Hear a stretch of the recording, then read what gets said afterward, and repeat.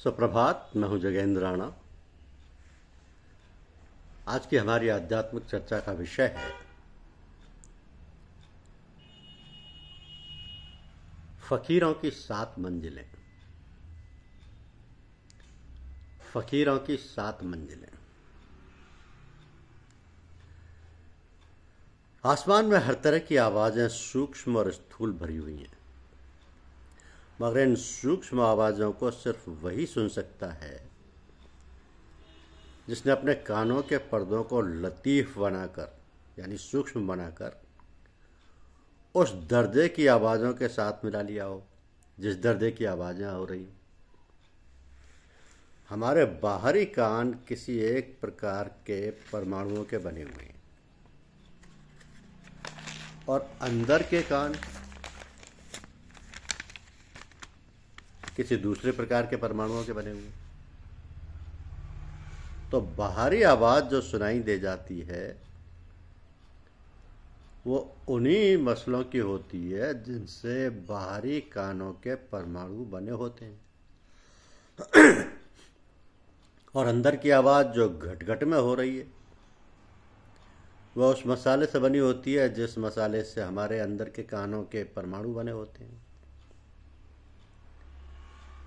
तो इसलिए बाहरी कानों से हम बाहरी आवाज़ों को ही सुन सकते हैं और अंदर के कानों से अंदर की आवाज़ों को। ब्रह्मांड में और हमारे अंदर अनेक प्रकार के शब्द हो रहे हैं, लेकिन हम केवल उन्हीं शब्दों को बाहर और अंदर सुन सकते हैं जिनसे हमारे बाहर और अंदर के कानों की मुताबिकत यानी समानता होती है। बाकी और दूसरी आवाज़ें जो और अधिक सूक्ष्म है हम नहीं सुन सकते। यही हाल आंखों के प्रकाश के विषय में है। हमारी आंख उसी प्रकाश का ज्ञान हासिल कर सकती है जो उसी मसाले से बनी है जिससे हमारी आंख बनी है, वरना नहीं। तो सभी प्राणी किसी न किसी शक्ल में जबान से अपने ख्यालात जाहिर करते हैं, मगर उनको सिर्फ वही सुन सकता है जिसने अपने कान की ताकत को उस शब्द के मुताबिक बना लिया है। जो जबान से निकल रही है इंसान की बात सुनता है, क्योंकि इनमें हमजिनसियत यानी एक जैसी हैसियत है। चींटी चींटी से मुंह मिलाकर बात करती है क्योंकि उसमें एक सानियत यानी समानता है। आवाज़ सिर्फ वही सुनी जा सकती है जिसके लिए कानों में कबूलियत कम आदा हो, फिर चाहे आवाज़ मोटी हो या बारीक। तो इस तरह रोशनी की कमी या ज्यादती दोनों आंखों के लिए बेकार है। नज़र सिर्फ वही चीज आ सकती है जिसको आंख कबूल करे। इसी तरह हमारी नाक और जुबान का हाल है। अब दुनिया में सब कुछ है, लेकिन जैसा जिसका जर्फ है या अधिकार है उसको उतना ही मिल सकता है, ज्यादा कैसे नसीब हो। जो मिलने वाला है वो मिलकर रहेगा, इसमें जरा भी शक नहीं। मकसूम, मुकद्दर और किस्मत का साफ और दूसरा नाम जर्फ है। जर्फ बोलते हैं काबिलियत। तो कहते हैं कि मकसूम, मुकद्दर और किस्मत का साफ और दूसरा नाम जर्फ है। यही नसीब है। नसीब के और कोई मायने फिजूल है। जिसके जिस्मानी, दिली, अकली और दिमागी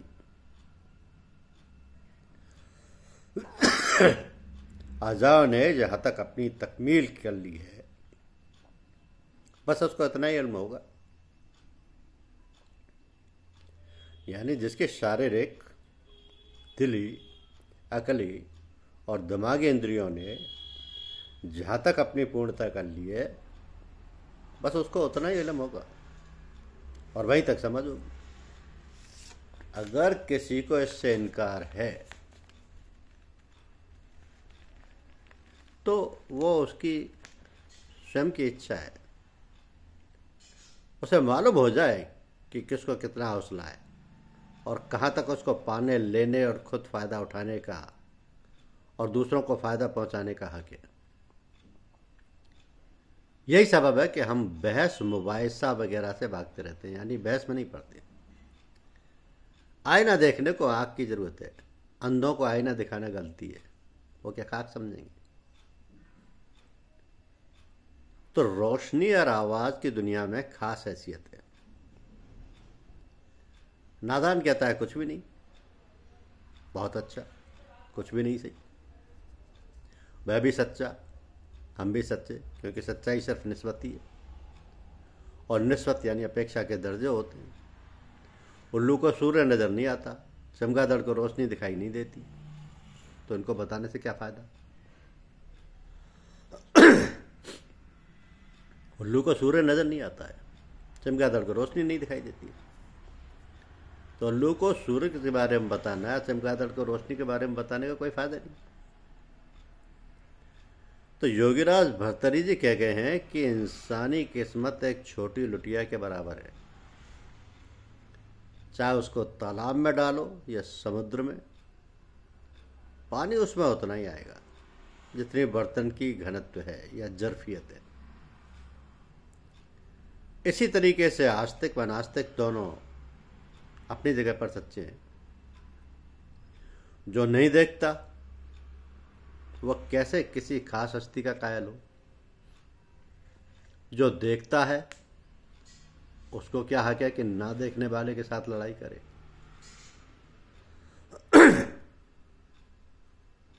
हाँ, अगर उसको देखने और दिखाने की लियाकत हासिल हो गई हो तो दूसरी बात है,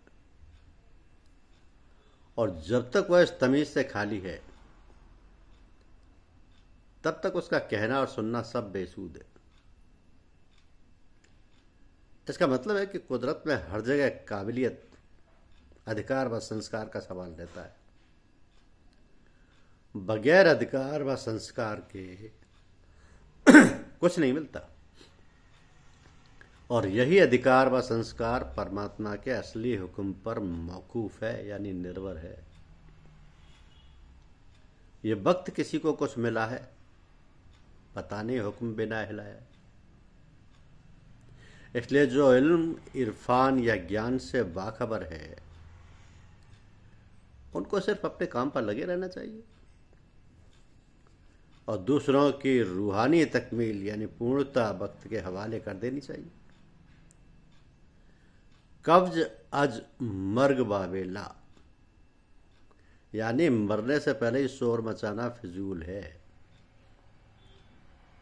हम धीरे धीरे अपनी जिंदगी के मरहलों को या समस्याओं को तय करते चले जा रहे हैं। जो हालात आज हैं वो कल नहीं थी, और जो कल होगी वो आज नहीं है। तो हम सब लोग तब्दीली की हालत में रहते हैं। जब वो अच्छी तरह तब्दीली अच्छी तरह समझ लिया कि हालातें बदलती रहती हैं, तो फिर किसी से क्यों उलझना चाहिए। फिर क्यों ना इंसान सबके साथ मिलजुल कर अपना काम करे। खैरियत भी इसी बात में है कि सिर्फ अपनी तरफ नजर रहे और जीवन के व्यावहारिक रूप का ज्ञान रखते हुए अपनी जाति भलाई का ख्याल हो। इसलिए कहा है कि जन्म मरण का दुख याद कर कूड़े काम निवार। जिन जिन पंथों चालना सोई पंथ सवार।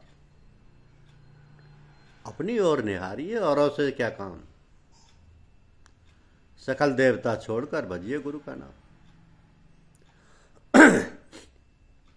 तो मजहब फुकरा यानी संत मत के 7 दर्जे हैं।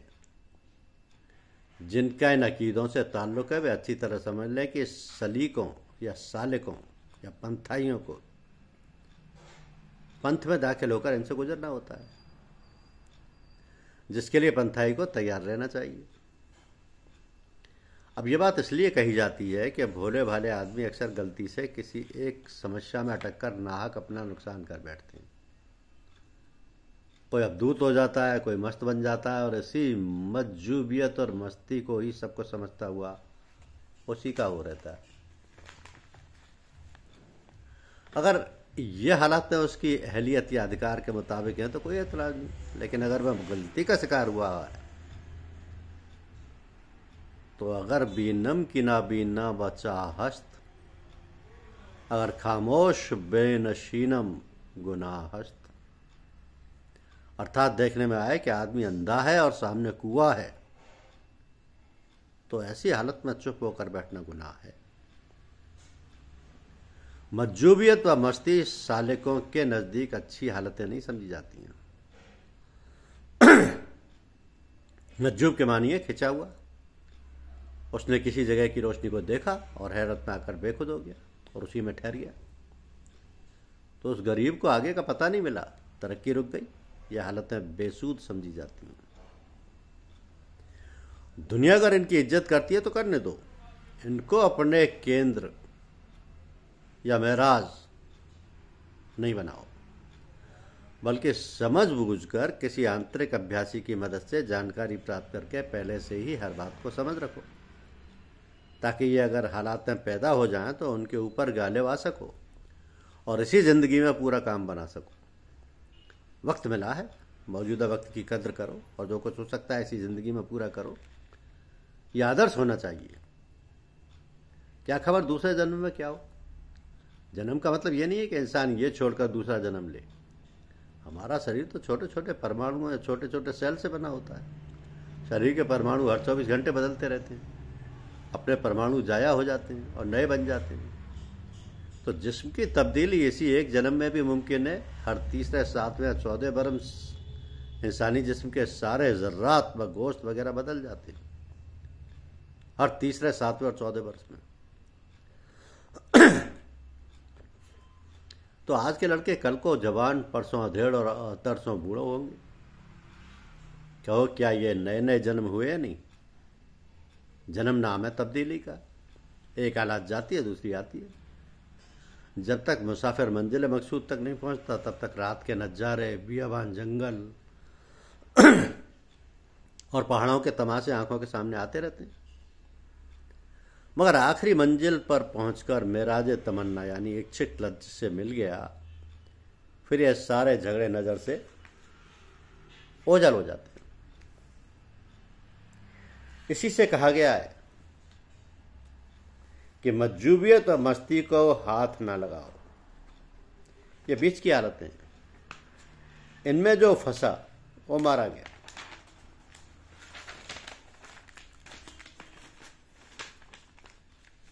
क्या होगा?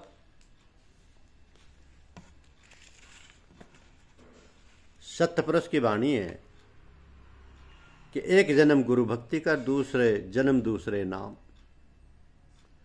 जन्म तीसरे मुक्ति पथ, चौथे में निर्धाम।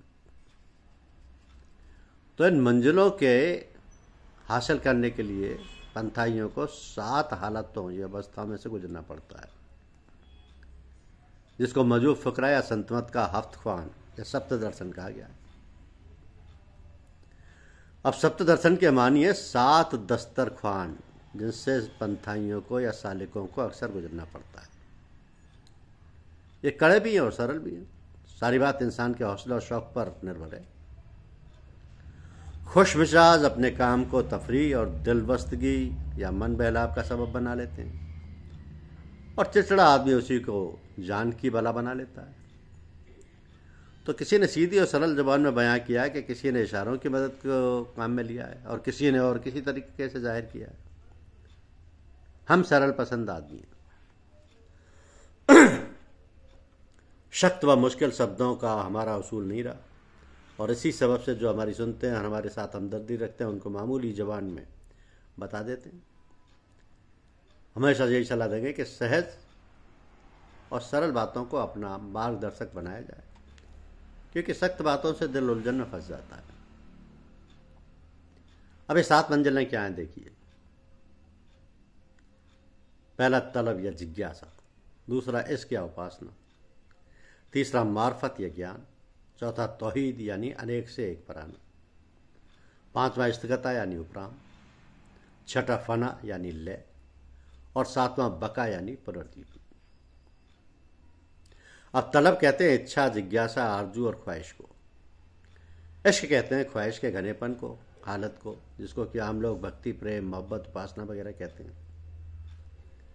तो इन दोनों की शुरुआत ख्याल से, ख्याल एक ख्वाहिश का दूसरा नाम है। जब ख्याल पैदा हुआ और घना होने लगा तो उसको सूरत, हालत अपने आप समझ में आने लगती है और आदमी उसको जानने, पहचानने और उसकी तस्रीह करने के काबिल हो जाता है। इसी का नाम ज्ञान और मार्फत है। अब जो मार्फत है, ज्ञान और पहचान, पहली हालत ध्यान की थी, वही ध्यान घना होने पर इश्क कहलाया, और इसके होने पर चीज की पहचान होने लगी, इसी को ज्ञान कहते हैं। तीन हालातें खत्म हो गई। फिर तौहीद यानी एक बात, ये और कुछ नहीं है, सिर्फ ख्वाहिश की घनी सूरत है। जब ख्याल में उभार हुआ और उसको ध्यान में ज्ञान से तरक्की व ताकत मिलने लगी तो वही तौहीद हो गई। ये वेदांतियों का दर्जा है। यहाँ पहुंचकर बाज लोग दिल के जज्बे को जब्त करने की ताकत न रखते हुए अनालक या अहम ब्रह्म की आवाज सुनाने लगते हैं। अब यह हालत सिर्फ बीच की है, यही सब कुछ नहीं है और ना हो सकती है, मगर जिसे कहा जाए वही लट लेकर पीछे पड़ जाता है। माना कि यह दर्जा ऊंचा है, इस दर्जे तक पहुंचने का काम भी कठिन है, मगर यह मंजिल आखिरी नहीं है, ना हो सकती है ना होगी। वेदांती कहता है कि एको ब्रह्म द्वितीय नास्ति, ब्रह्म एक ही है, दो नहीं। और यह बड़े गरूर और घमंड के साथ दलील देता है कि अब इसके आगे क्या। सोचने की बात है कि एक सिर्फ निस्बती यानी अपेक्षित लफ्ज है, एक के पेट में अनेक रहते हैं। जहां वैधत एक होगी वहां वैधत ही पेट में कसरत यानी अनेकता रहेगी, वैधत के ही पेट में। तो अगर कसरत ना होती तो वैधत का ख्याल कैसे पैदा होता। बात साफ है कि लगाव लपेट का काम नहीं, समझने वाले समझ लें, जो ना समझें उनको झक मारना होगा। दूसरा कहता है कि ला इलाहा इल्लल्लाह, यानी कुछ नहीं है सिवाय परमात्मा के। इनका भी यही हाल है, दोनों अधर में लटके हुए और ख्याली झूले में झूल रहे, मगर दिल्ली अभी दूर है। ये जगह अब धूतपन और खतरे की है, यहाँ भी प्रकृति है, नहीं तो कौन कहता है कि कौन अनेक की आवाज लगाता। जन हल हक और अहम ब्रह्म को अना नहीं हूं, और मैं से माफ साफ करना अभी बाकी है। जब सिर्फ हक रह जाएगा तब देखा जाएगा। यानी पहुंचेंगे तब कहेंगे, पहले कहा ना जाए। भीड़ पड़े मन मस्खरा, लड़े विदो बग जाए। इस मुकाम पर पहुंचने वालों की खैरियत नहीं है। हम जिनको तजीम करते हैं उनके नाम और भावनाओं को हमारे दिल में इज्जत देती। खैर, यह दर्जा भी आ गया, मगर इसमें टिकाव नहीं है, फिसल पड़ने का डर है, क्योंकि मादा साथ है। इंसान कभी एक का होकर नहीं रहना चाहता, उसकी तबीयत ताजगी पसंद है। इस्तिगाना यानी उपराम, जब एक पना या एको भाव से जी भर गया तब उसमें तबीयत उब गई। अब एक हो या अनेक, दोनों में से किसी एक को कुछ लेना देना नहीं। बात समझ में आ गई। अब न रगबत है और न नफरत, इसी को इस्तिगाना कहते हैं। इसी इस्तिगाना को उदासीनता या उपराम कहते हैं। फिर फना यानी लय। अब इस्तिगाना की हालत जब पुख्ता हो गई उसी को फना कहते हैं। फना के मायने मर जाना या मादूम होना या नष्ट होना नहीं है। फना के मायने मर जाना, मादूम होना या नष्ट होना नहीं है। कुदरत में कोई चीज़ नष्ट नहीं होती और ना ही हो सकती है। मादूम होना एक हालत है जिसमें जाहिर होने का अभाव रहता है। यही मंजिल मकसूद है यानी लक्ष्य है। और सातवां बका यानी पुनर्जीवन। जब तक फना व उसकी अवस्था की प्राप्ति नहीं होती है तब तक बका व सत्य का मिलना कठिन है। कठिन है। न फनाए खुद मयस्सर नेस्त दीदारे खुदा, मी फरोशत खेसरा बल खरीदारे खुदा। जब तक खुदा फना नहीं होता खुदा नहीं मिलता। खुदा को खरीदने वाला पहले खुद को बेचता है। अब भी अगर समझ में नहीं आया तो ऊपर की इबारत को कई दफ़ा पढ़ो, गौर से पढ़ने से समझ में आ जाएगा कि मजहबी मुनादी करने वालों से अगर कोई बात पूछी जाए तो वो इस भाषा में बोलेंगे जिससे सुनने वालों की अकल बिगड़ जाए और वो सुनकर घबरा जाए और कुछ न कर सके। ऐसा करने का मतलब तो ये होता है कि सुनने वाला उनको बहुत बड़ा अज्ञानी समझे और यह कि खुद बगैर सींग के पशु है। जैसे टेढ़ी मेढ़ी बातें सुनी दूसरे को सुना दिया, उनमें गांठ के अकल का नाम मात्र नहीं। तो ये सातों फकीरों की मंजिलें हैं। धन्यवाद।